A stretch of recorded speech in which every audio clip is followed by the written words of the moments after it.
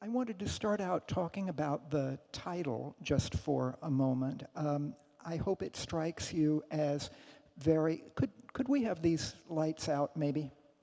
I hope it strikes you as the wording as old-fashioned and very formal. As you know, in the old days, the kings of Europe and queens of Europe, when they went places, they progressed. They went on a royal progress. That's the very formal, sort of archaic language for a monarch to go someplace.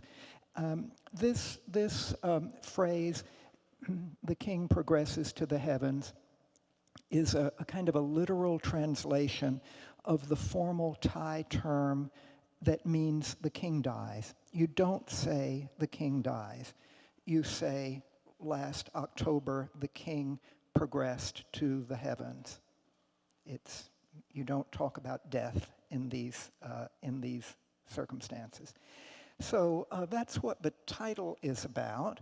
So the king who progressed to heaven, as you know, last October of 2016, was King Bhumibol Adulyadej, who had been the king of Thailand for something like 70 years, longest reigning monarch of Thailand, one of the longest reigning monarchs in the history of the world, I guess.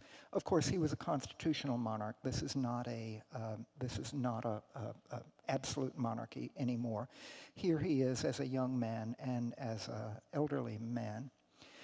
He passed away after having been ill for some years last October, and there was there were some funeral ceremonies at that time, but the old Thai and other Southeast Asian custom is for the royal cremation to take place many, many months, a year, even 18 months after the death of the king. And so the ceremonial cremation of the king will take place this coming October 26th. There will be 5 days of ceremonies before and after the 26th. It'll be in the news a lot, I suspect, because they're spending $50 million, $50 million on the preparations. There's going to be huge, 500 statues are being made. I'll show you some of them in a minute. Huge architectural complex. Parades of the kind that you see in a British royal coronation or something. It's going to be of that scale, that pomp and circumstance. So it'll be in the news this coming October.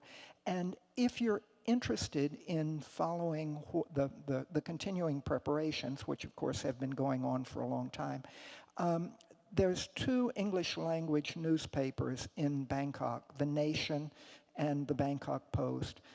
They're both available free online, so if you just Google The Nation Bangkok or the Bangkok Post, you'll get right to their website. And periodically they have updates on the preparations. And before the big ceremony on the 26th, there will be several days of practice. So we'll be able to watch those probably in videos in advance. So here's the much beloved king who passed away last October. In the old tradition is that the body of a deceased royal person, most particularly the king, but for this king's mother died a few years ago, so there were very, very elaborate cremation ceremonies for her as well. And so it's not just for the king, although the kings are the very grandest, the very most impressive. The royal body in the old days was put into an urn like this. This urn is quite large. And as you perhaps know, there's an old Southeast Asian tradition in various parts of Southeast Asia of urn burial. And then, you know, our 2 stone urns that are up on the third floor from the Philippines were used for secondary burial after the body has largely decayed away. The bones are collected and put inside a rather vertical urn. But here, the entire body was put in, with the knees brought up to the chest and the hands like this, and the body was bound in white cloth and then put inside this kind of urn. That has not been done in recent years, but it's important to keep the symbolism. So here's a drawing from last fall of the arrangement for this king's body. So you see on the top this urn, this cylindrical, more or less cylindrical urn, but underneath it there's a coffin. So his body is laid out flat in a coffin, according to more modern practice. But the urn is on top of the coffin to remind us symbolically of the old tradition. And then here's, if you went to Bangkok today, this is what you would see. This is in one of the oldest and most important of the palace buildings in Bangkok. And there is that urn, and underneath here someplace is the rectangular coffin that has the king's body in it. There's a group of soldiers standing guard at all times. It's put on top of a sort of a step pyramid. This is very, very ancient tradition of elevating the royal corpse on top of a step pyramid that, of course, symbolically is a mountain, and I'll be talking about that in more detail in a minute. And then lots of offerings and so on. And the king's multi-tiered umbrella over the urn and the coffin. So that's where the royal body is right now. When the time comes, it will be moved to this chariot, and this thing is the mechanism by which the urn and I suppose the coffin as well are moved. So they will be put on here, and then it's cranked upward and pushed over so that it can get into here. And then this chariot is pulled through the streets in procession. And this is when it was last brought out for the king's mother's cremation. This will be used for the deceased king that we're talking about too. Very, very elaborate carved wooden and gilded. And this one is about 200 years old. And it's been refurbished every time it was needed. So it's re-lacquered, it's re-gilded, broken parts are recarved and replaced and so on. So it's constantly refurbished as needed. Here it is, again, this is that same royal chariot. We're only seeing part of it. Here's the lifting mechanism with the royal urn being lifted. And this is for the 1910 great cremation of King Chulalongkorn, who was the 5th king of the dynasty. I should say a word about names of kings. Normally for past kings in Thailand, you just say the 1st reign king, the 4th reign king, the 7th reign king, and everybody knows what you're talking about. So you use the number of their the succession of the reigns.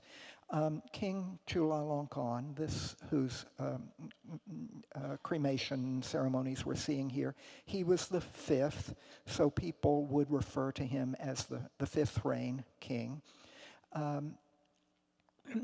There's also, as you know, earlier in I guess it happened in the end of the 19th century, there was a decision made that for European language contexts, these kings of this dynasty, and the king we're talking about mainly today, whose cremation is coming up in October, he was the 9th of the dynasty. So as you've probably heard, there was a decision made by the Siamese, as it was then, Siamese government, that the kings would be called in European languages Rama I, Rama II, Rama III, and so on. And so this one was Rama the Ninth. That only is done in European languages because the Thai titles and names were too difficult for outsiders to deal with. So they made up this simplified system of Rama I and so on for use by outsiders. So, but keep in mind that the king who just died last October was the 9th king of the series. And this king, whose cremation platform we'll see in a minute, was the 5th. Those numbers are important. And everybody remember who King Chulalongkorn was. He was the little boy who was taught by Anna Leon Owens in the King and I movies and musicals and so on, who ended up being one of the great reformers and the truly great kings. Very, very knowledgeable, progressive, smart person. So here's one of these chariots in procession. Again, this was for the king's mother's cremation procession a few years ago, and there's a huge, huge parade. And who goes into the parade and where and what they symbolize is all laid out in documents. So there are, of course, soldiers and military bands and so on, but there are also 8 courtiers dressed up to be the attendants of Brahma, the Hindu god Brahma, and 8 courtiers dressed up to be the attendants of the Hindu god Indra, and so on. And all of this is laid out in documents, and it's followed as much as possible each time there's a great royal, especially kingly, cremation ceremony. And here it is going through the streets from another point of view. This great contrast of the modern buildings of present-day Bangkok in the background, and you can see the size of the crowds and this enormous procession that goes on for I don't know what's conceivable, 1/10 of a mile, a half a mile, I don't know, but it's a very, very, very long parade procession with everybody in their finest ceremonial garments. So, and this will all be on TV, and we'll be able to watch it probably on YouTube when the time comes this coming October. Now, the place where royal cremations always take place is this big plot of land. So the Grand Palace is here, including the so-called Temple of the Emerald Buddha, that's also here. The National Museum is right there, and there's this big empty plot of land right next to the palace that is kept empty because one of its primary ceremonial functions is to be the spot where royal cremations take place. And here's a glamorous view of it from the air in the evening. So you can see it's just a huge empty plot of land. Here's the palace in the background and so on. And then a more mundane view, the kind of view that any of us would get if we go and visit, is this. There's the palace in the background, and it's just a big, big empty plot of land. Now, one of the generals who was in charge of planning all of this said this: the cremation site will be constructed like a divine palace of Mount Meru. Mount Meru, the central mountain of both the traditional Hindu and traditional Buddhist cosmologies. Mount Meru is the mountain at the center of the traditionally understood cosmological geographical arrangement. So this is quite explicit. I think in the past often it was implicit. The courtiers, learned people knew what was going on. The general public may or may not have understood all of the symbolic aspects of the ceremony. But here, one of the generals in charge of the planning is saying it quite explicitly. And just to remind you, we're not going to go into all of this, but just to remind you of the Mount Meru cosmological system. So this is the vertical axis of the universe. Here's Mount Meru in the middle. It has, so that's that, looking at it in plan. And there's 8 rings of mountains around it. And then the sun and moon and the planets go around it too.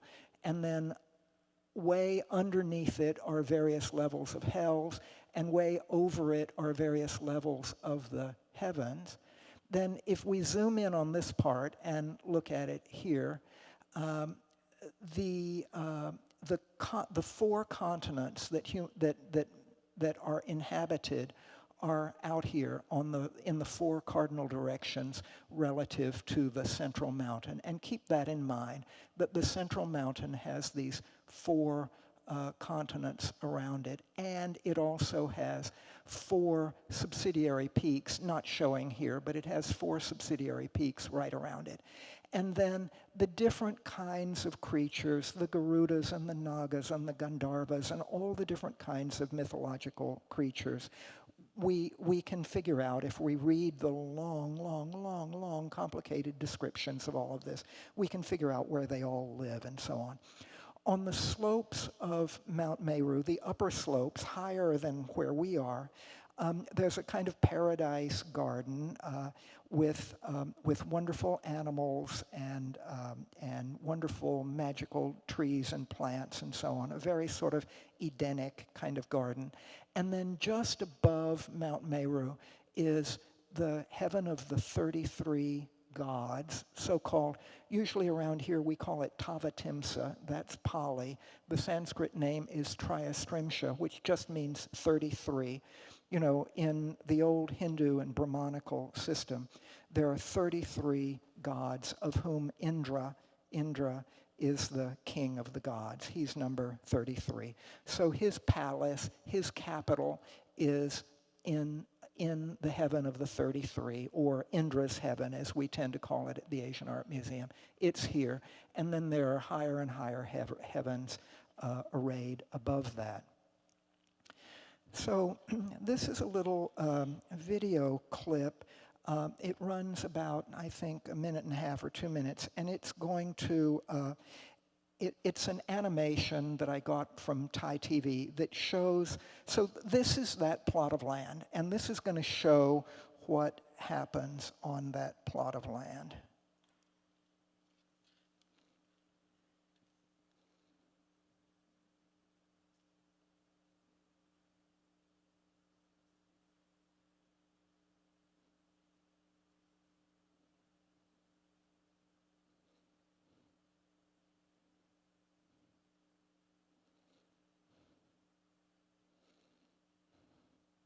So that's in process of being built now. It's almost done.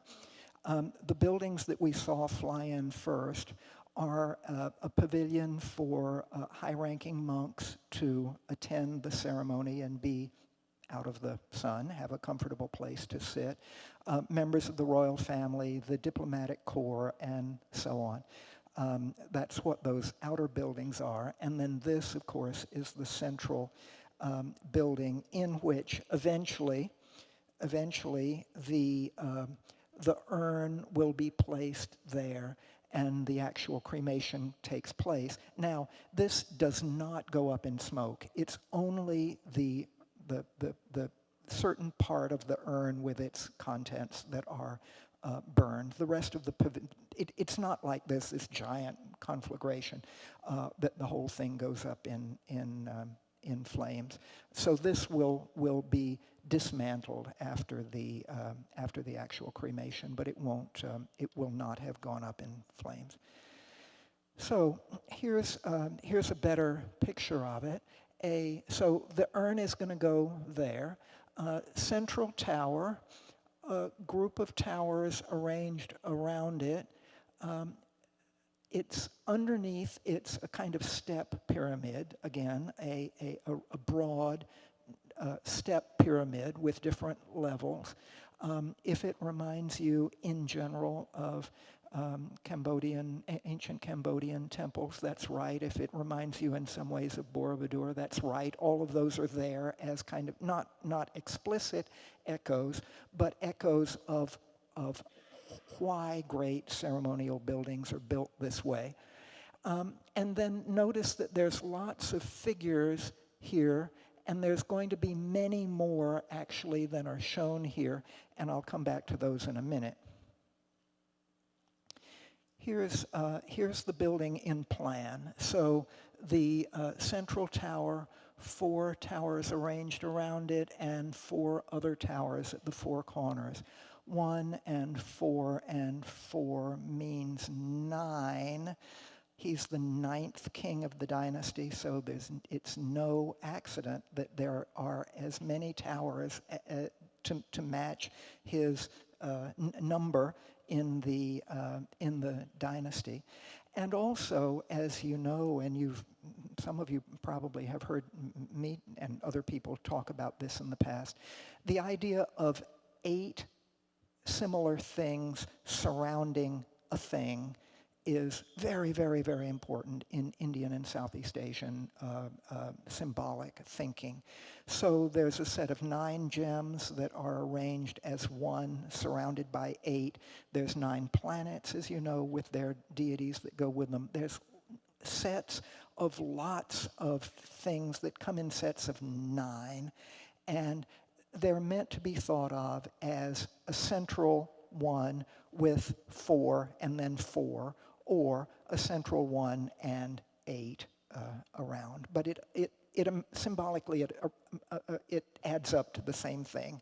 It's one thing surrounded by 8.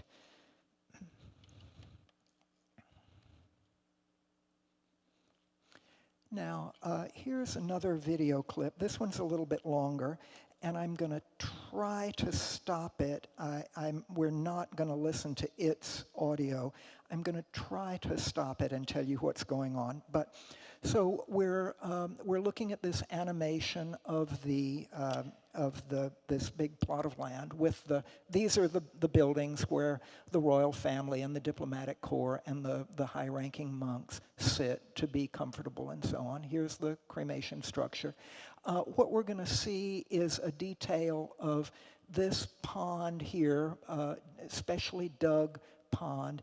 It's got these interesting little sort of water wheels in it, and there's some sort of rice plots going on here and trees planted. The king who died had all his life been a great proponent of encouraging innovations in agriculture, and because Thailand is very rich agriculturally, as you know, so he visited farms. In his palace compound, he had an experimental farm where all different kinds of new farming techniques were prototyped. So all of this is meant to remind us of his interest in advanced farming techniques and so on. And then we're going to see there'll be you can't see it on here yet, but at the 4 corners here, there's going to be 4 ponds filled with lotuses, and then it'll show us more about what's going on here to give you a little idea so that you can keep your eyes open for it. The 4 sides of this thing are going to have great mythological animals in profusion on the 4 sides. So on one side are going to be great elephants. On another side are going to be great kinari, the part bird, part human creatures, and so on. And it's going to show us how they're going to be arrayed on there.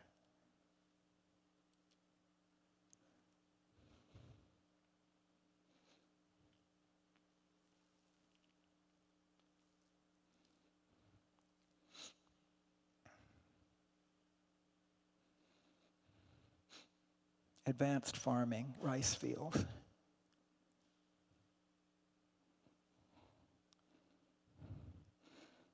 lotus ponds.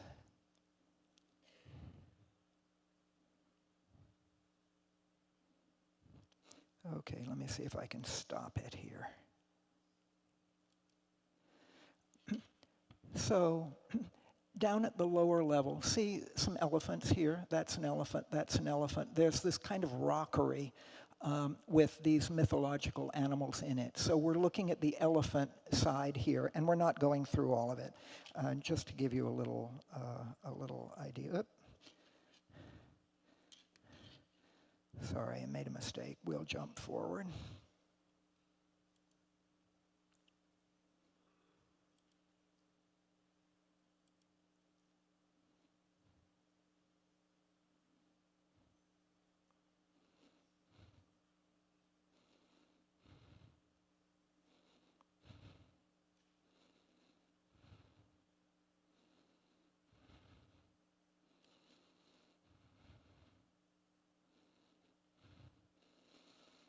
Emphasizing the four directions, elephants on one side, and so on. I've cut out parts of this video.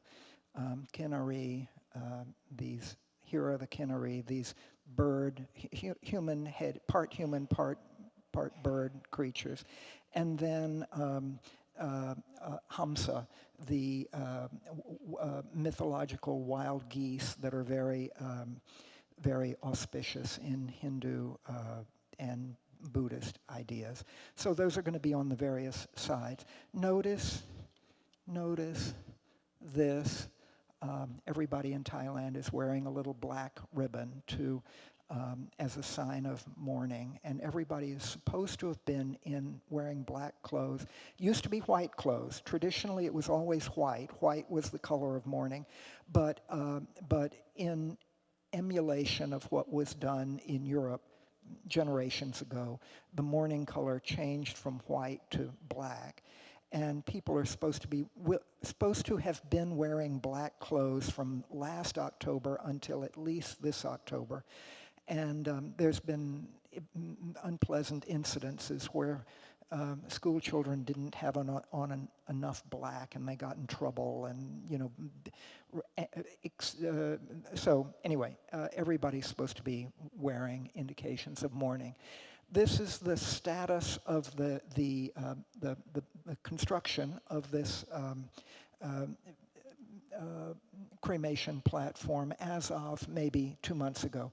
So in the old days, it would have been entirely wood. These days, it has, of course, a regular old metal framework, and then all the highly decorated wood will go on top of that. Now, we're going to go backwards in history a little bit.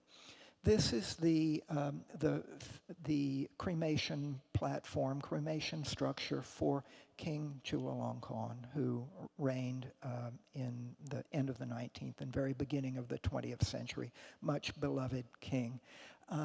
Looks quite similar to the one, so this would have been in, I can't remember, 1910 or something. This looks quite similar to the one that's being built now for the present king, but there's not the outer set of 4 towers. There's a total of 5 towers only because he was the 5th king of the dynasty. So this one had a central tower and 4 towers around it, and not the other 4 put around that will be for the coming cremation. And then going further back in history, this is King Chulalongkorn's father, King Mongkut, who's the great king who is represented in The King and I, and so on and so on. As you know, I always say this, but the sort of parody of him in The King and I is a real... It's very troubling because he had been a monk for many decades. He was an extremely learned and pious and progressive person. He learned English. He learned other European languages. He was very interested in contact with the outside world, and he was nothing like the strange parodies that we get in the musical and movie versions. So throw all of those out of your mind.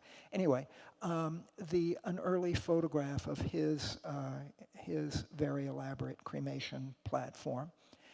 And then this discovery, very, very, very important and interesting, just in 2015, there turned up in a library in Germany this scroll, and it's very unusual. Scrolls are not usually made in Thailand. This is not a traditional format at all. But they're turned up in Germany, this scroll showing a royal cremation procession that took place in 1705 or 6. And the document was made shortly after that, 1705. We don't know exactly when this drawing was made, but the royal cremation took place in, I think, 1704 or 5. I can't remember. So here we have, from the very beginning of the 18th century, a detailed depiction of a royal cremation procession. And so it goes this way, ending up at the cremation platform. So I'm going to spend a few minutes showing you this and talking about it. This is absolutely unexpected. There's no other descriptions or drawings of a royal cremation ceremony this early surviving any place else. So this was enormously surprising and important when it turned up. So here's the beginning. Here's that chariot with the royal urn in it, multi-tiered umbrellas. It's being drawn by mythological lions. Presumably, it's actually pulled by soldiers with ropes, but it looks as though it's being drawn by a mythological lion. There's mythological elephants with shrines on their backs and so on, and the procession moves along. And then procession continues with these various kinds of mythological animals, and they're all named in Dutch. This this document, there was a Dutch trading station in Siam at this time, and apparently it came through the Dutch because it has some inscriptions on it in Dutch. So here's the procession going on. Look at this, though. These towers, they don't do this anymore, but in the old days you put up towers for fireworks. There were lots of acrobats performing. So here's somebody performing on a wire. Here's somebody performing on the top of a long log that's put upright, and so on. And so in the old days at royal cremations, there was lots of music, there were theatrical performances, there were acrobats, there was fireworks, lots and lots and lots of seemingly celebratory sort of things going on. And you'll see why it would be celebratory more in a minute. See the people dragging. So these are like sledges, and they're being dragged along by people. And here they are being dragged along, and so on. And then here's the central cremation structure, which we'll look at more in a minute. But just to remind you, I mean, interesting how similar the present day chariot for the cremation urn is, how similar it is to this one from 1705. So the traditions have been being kept pretty remarkably close. And then just to connect to something in our collection, remember our fantastic Kinara male, Kinara, that's actually on view up in gallery number 11. It's on view today. And here's the one from the 1705 drawing. Now, these kinds of wooden mythological creatures were used in a variety of royal ceremonies. They were used for coronation processions. They were used for other ceremonies. So we don't know for sure that ours was for a cremation ceremony, but it's possible that it was.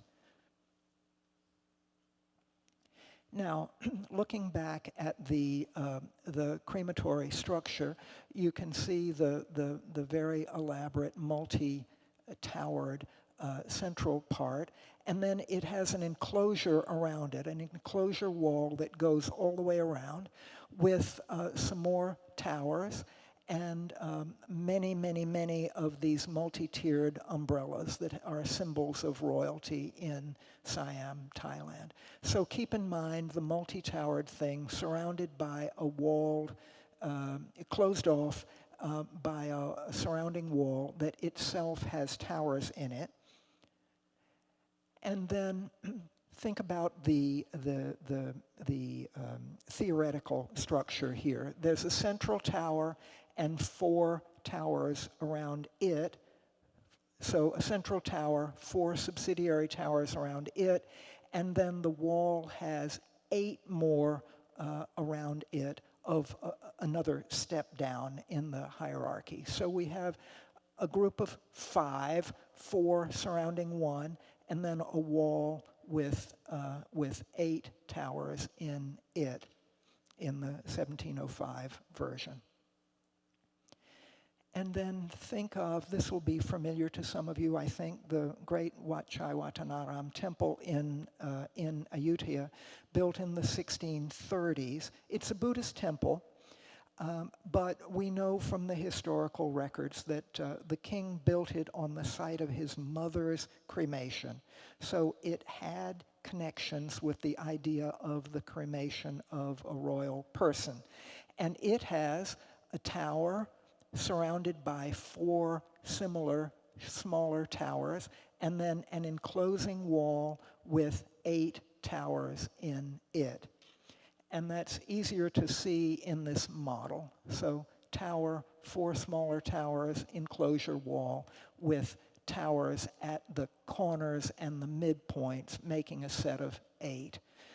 So we're going backwards in time and seeing some continuities of symbolism, continuities of conceptual structure of these crematory platforms. And then I hope that this is reminding you of Angkor Wat, or one of the other great temple mountains of ancient Angkor. They did have funerary connections often. We think that in all likelihood, the king's ashes were put into a cylindrical container and enshrined in the temple. So these temples were used as temples during the king's lifetime. Hindu, of course. Angkor Wat, this one, is dedicated to Vishnu, as you know. So, and the king would be associating himself with Vishnu. And then, as our best understanding is that when the king died, Angkorian king died, the ashes would probably be enshrined. So it becomes a sort of mortuary temple as well. And the idea of the king associating himself with a certain god during his lifetime, and then when he dies, he is reabsorbed or reintegrated into the deity. Keep that idea in mind. And just to remind you that this sort of tradition is not unique to Thailand by any means. It's common, especially in mainland Southeast Asia, but as you'll see in a second, in island Southeast Asia as well. So here's the cremation of the king of Laos some decades ago. Here's the chariot that was that with the urn in it being drawn. And in this instance, it is being pulled by people. It's being drawn towards the cremation structure, multi-tiered royal umbrellas, and so on. And then here's the one built for King Sihanouk of Cambodia just a few years ago. Very elaborate and important. So the idea of the huge ceremonies going with the cremation of a king, very important. And then just to remind you, in Bali, I think some of you have been in Bali at the time of great royal or aristocratic cremation ceremonies. Here's the structure that the royal body is put into. This thing is a temporary structure that allows the coffin to be moved up, and the coffin or the urn is put here, and then this thing is taken away. So in island Southeast Asia, as well as mainland Southeast Asia, the idea of these extremely impressive, pomp-filled royal cremations is important. And of course, this is a Mount Meru too. And in Bali, this is Bali, these are called Merus. So the idea that the king's cremation takes place on Mount Meru, the central mountain of the cosmological scheme, is very, very pervasive. Now, showing you this because now I want to show you some nice pictures and interesting stuff about the sculpture. So here's an elephant-headed lion. Here are kneeling human beings. Here's a Garuda. Here's an regular old elephant, and so on. And so you can see how many different figures will go on here. And here's the workshop where they are being made. They're being made in several different towns because 500 of them are needed. And so constructing 500 of these is a very, very big job. So they've got workshops in different towns working on them, creating these nagas. And here's one of those elephant-headed lion creatures and so on. And they're being molded out of clay. And then this being 2017, after the clay mold is finished, they cast it in fiberglass. And so the ones that are actually going to be used are made of fiberglass, and they'll be colored, as you see in a minute. Okay, here's a video. I'm not going to say anything during this one, but it's going to show the workers at work making mythological animals, making Hindu deities, making deities of the directions of space, making some demonic figures and so on, and you'll see.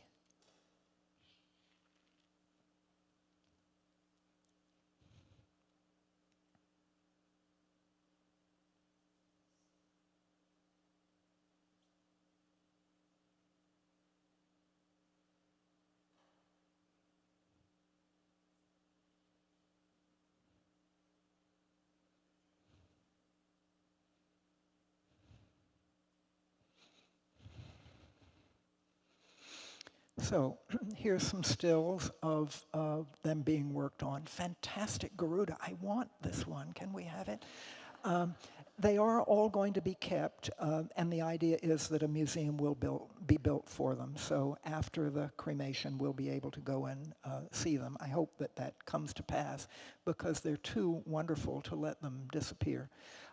Lots of young sculptors working on putting them together.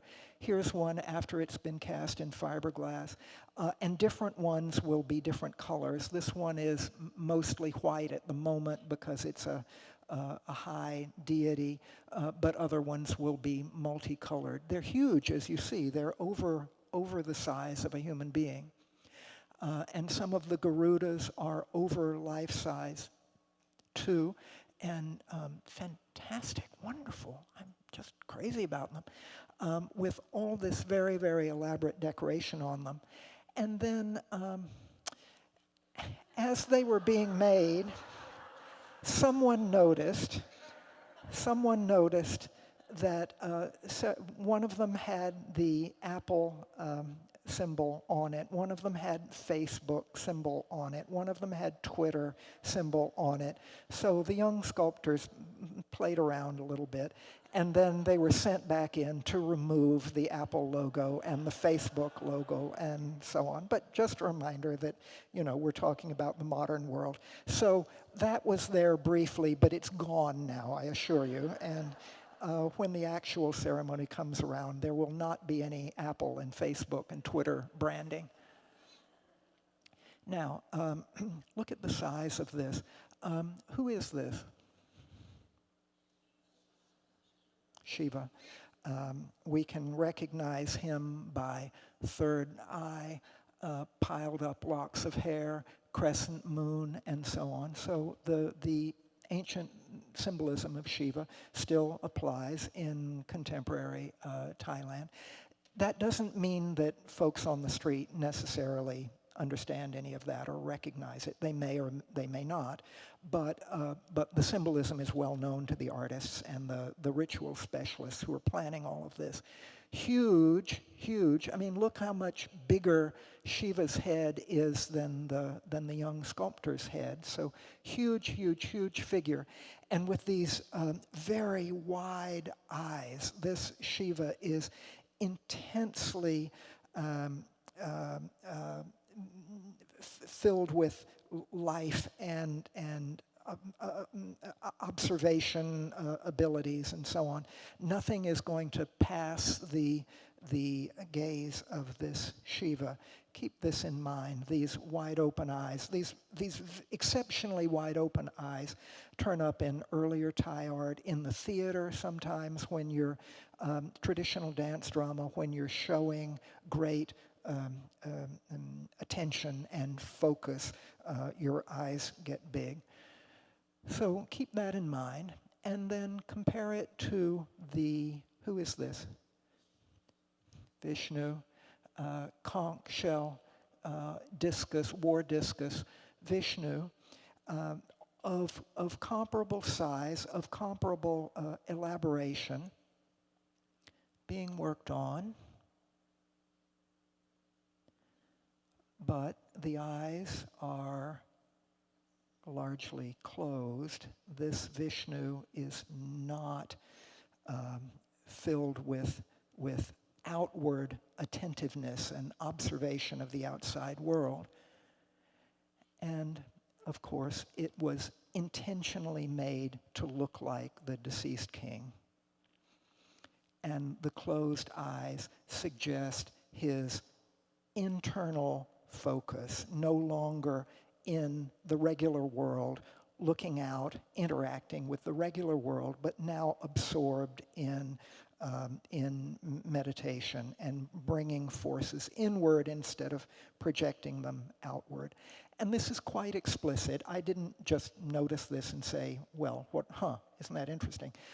This is in the newspaper and so on. That the image of Vishnu was intentionally made to echo the features of the king. So in this quite pious Buddhist country, the king is associated with the Hindu god Vishnu as he is reabsorbed or re-identified with Vishnu, just as was happening 1,000 years earlier in Angkor. And the king now does progress to the heavens according to the thinking.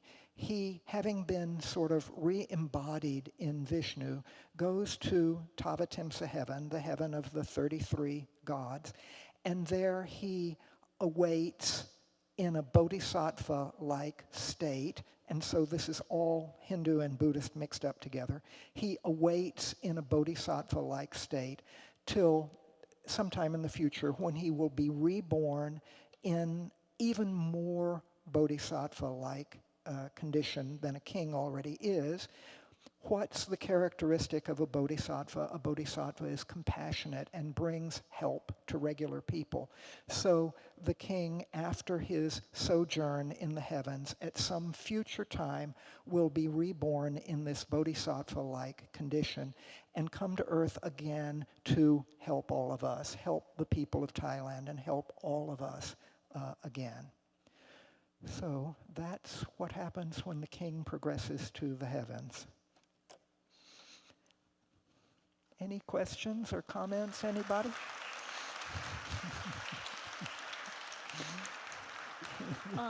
If I may, 2 questions. One, other than the Vishnu face, do they have blueprints or diagrams that are kept in the archives for the artists to create these deities, animals, whatever? And second, where's the Buddhist aspect in the ceremony? The first question, yes, there are old sketchbooks and pattern books. Some of them have been published and you can buy them. But also, all of the sculptors working on this come from different schools of traditional arts. And in the schools of traditional arts, you learn how to sketch all of these things. You learn how to make them. So the traditional ways of what they should look like and how you draw them and how you do the jewelry and so on is part of the traditional training that all of these artists have had. And they, of course, know who each one of these 500 figures is and why they're important. The artists certainly know. The second question, where is the Buddhist aspect? Well, you remember there's going to be a whole pavilion full of high-ranking Buddhist monks at the ceremony. The whole Mount Meru cosmological scheme is part of mainland Southeast Asian Buddhist lore as well as Hindu lore. And, you know, I think if you asked most people, they just wouldn't see it as a problem or a contradiction. You know, we have clear boundaries in our minds, but I'm not sure that the boundaries are as clear for people in the culture. So, you know, when different kings of Europe associated themselves with Hercules, as they did, and used the symbolism of Hercules, I don't think anybody really came along and said, wait a minute, Hercules is a Greco-Roman deity and it's not Christian. What are you doing here? I don't think really I mean, you and I are curious about it for sure, but I'm not positive that it seemed odd back in the day. So you may have just answered my question, but this has come up on many tours I've given, especially when looking at Thai and Burmese material. So what would the average Thai person think about the king? So does the king represent in any way the so-called bodhisattvas, or would they be the Buddha's representative on earth, or what? Do you understand my question? Yeah, I do understand, and it's a tough one, and obviously different regular folks would have quite different understandings. The king's very powerful, he's very pious in a Buddhist context. He has given many donations to temples, he's built temples, he has been very charitable, so he's accumulated enormous stores of merit in Buddhist terms. He's somehow connected with or associated with Rama and Vishnu. Rama and Vishnu are the same, of course. Rama is one of the incarnations of Vishnu. He's also associated with Indra as the king of the gods. So people would have some awareness of that. They would think that when he dies, he somehow goes upward. He's not quite dead exactly, but of course all of this is in the assumption of reincarnation for regular people as well as the king. The king is just way further along in his progress than we are. So he goes up to the heavens to wait for a period of time and then will be reincarnated. And Certainly in theory, the king has the qualities of compassion and caring and concern for the people that a bodhisattva has.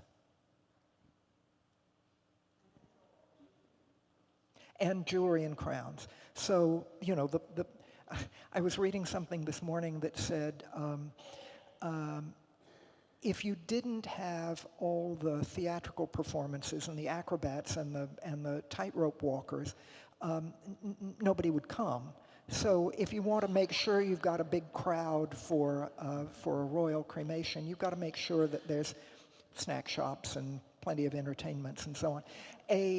For this one coming in October, they've already been working on the great classical dance drama performance that will be performed at the time of the cremation. They're going to be practicing it in October. You can go online now and find photographs of the earlier practice happening. Guess what the subject is? Ramayana. Forrest, here I am. Oh, thank you.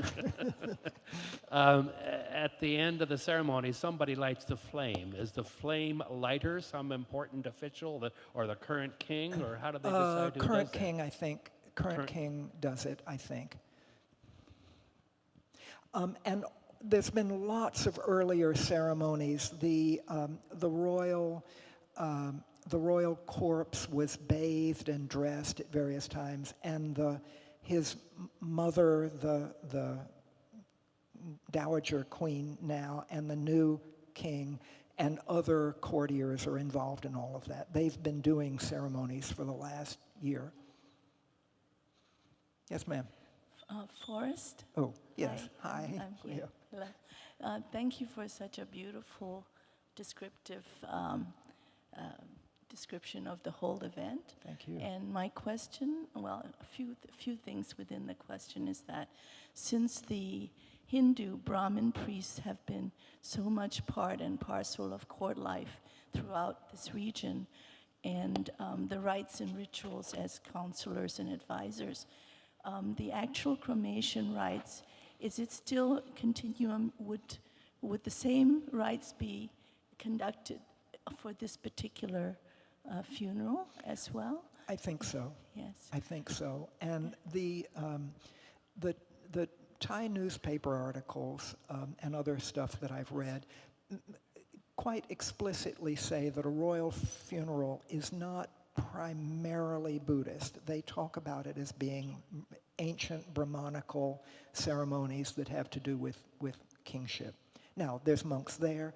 It has Buddhist interpretations, but the news reporters writing about it talk specifically about the very strong Brahmanical aspect for the ceremonies as well as for all the stuff we've seen today.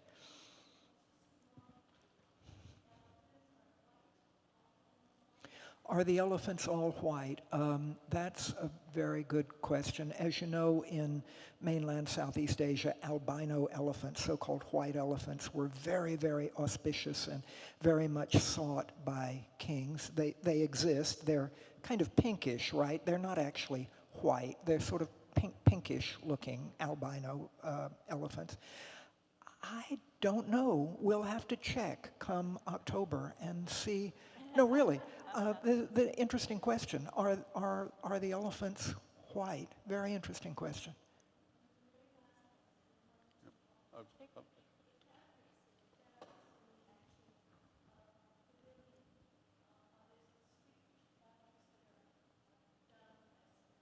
You know, I'm not able... The textiles, what kind of textiles are they using? Since very shortly after the king died, textile workshops all over the country are making the special, extremely elaborate, hand-loomed textiles that are needed. The king died on, I think, October 12th, a year ago.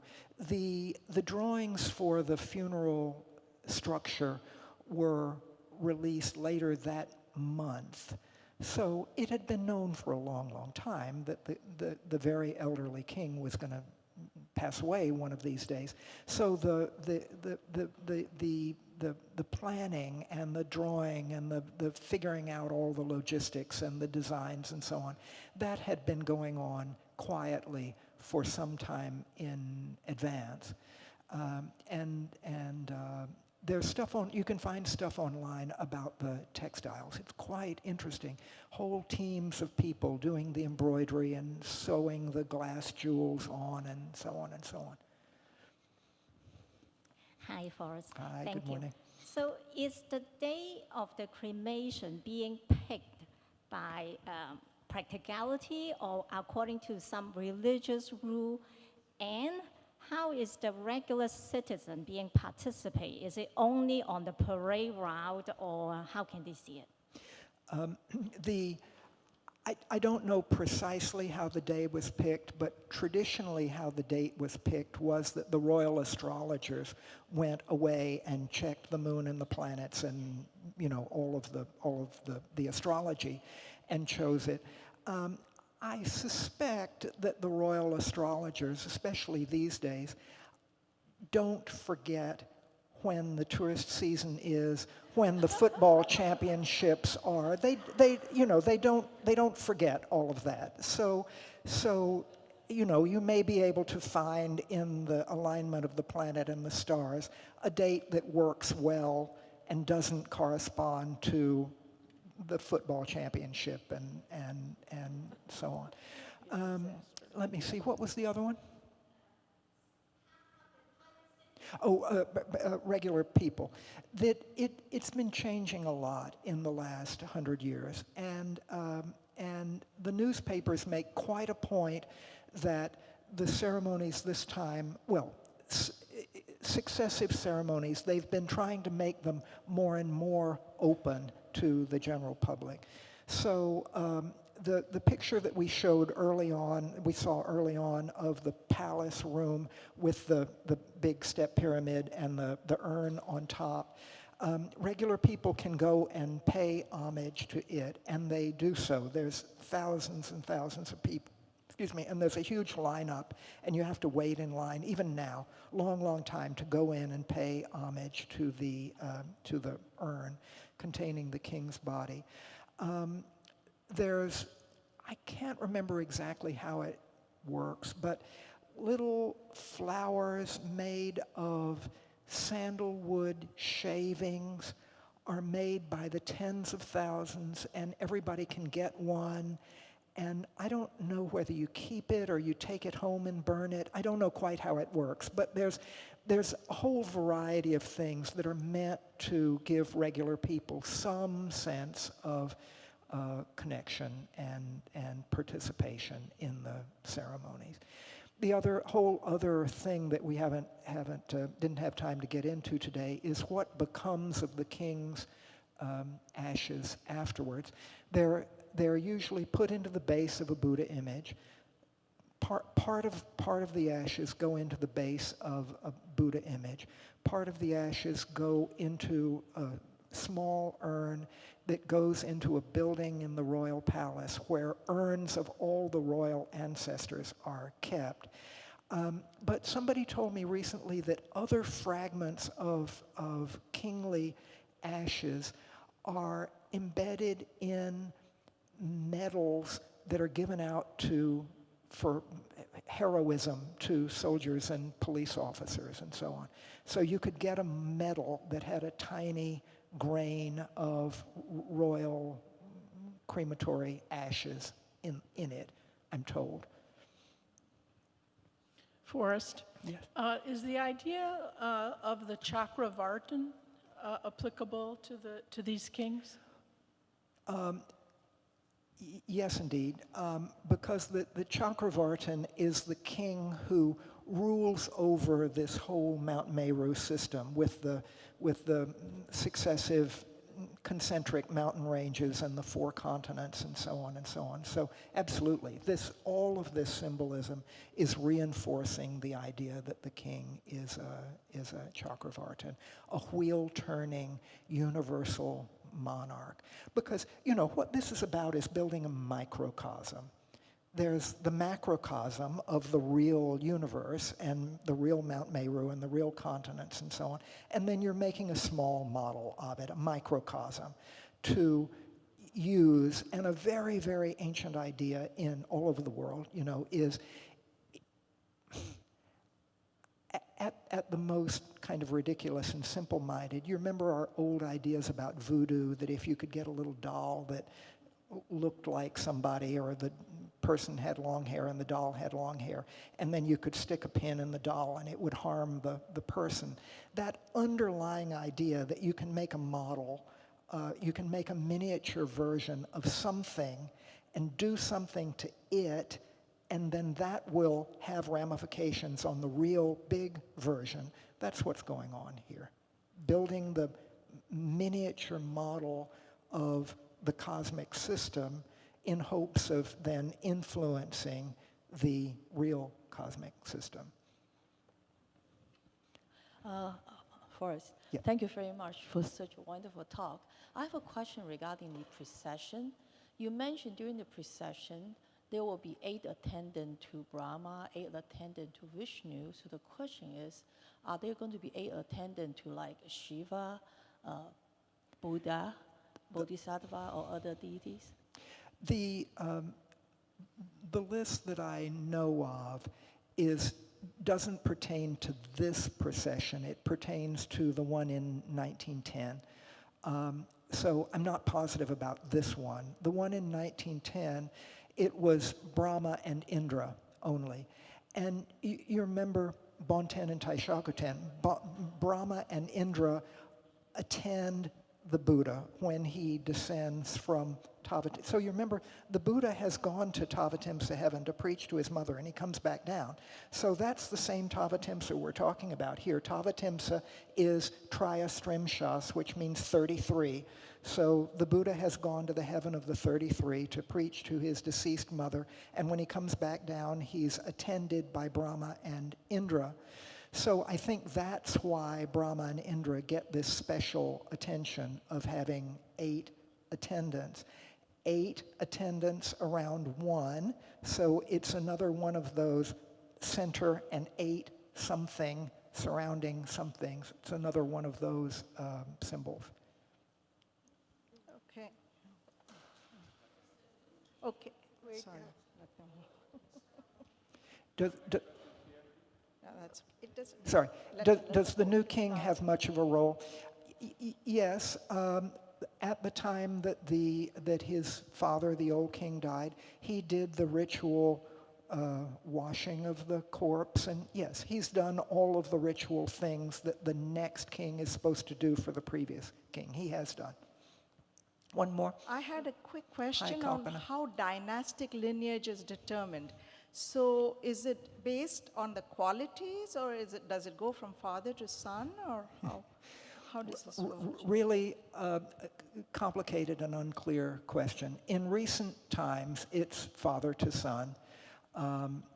The succession laws have been changed in recent decades so that a daughter could become the monarch, but in this instance, the boy is older than the daughter. So you go in order of age. So that's why he's the new king. In the old days, it's very, very unclear because there were usurpers, there was brother to brother, there was uncle to nephew, and it's very hard to figure out what the theoretically proper thing was, and then in terms of real power. It seems like the succession rules could be made flexible enough that, that if I'm the brother, I mean, it's like Saudi Arabia, right? I mean, the changes in the succession in Saudi Arabia, whatever the theoretical rules say, that's not controlling the actual power politics. And so when the crown prince in Saudi Arabia was recently removed and replaced by somebody else, that's power politics. And that's, I think, how it was in the old days, too. Okay, thank you very much, everybody. I'll stay around and answer. Yeah.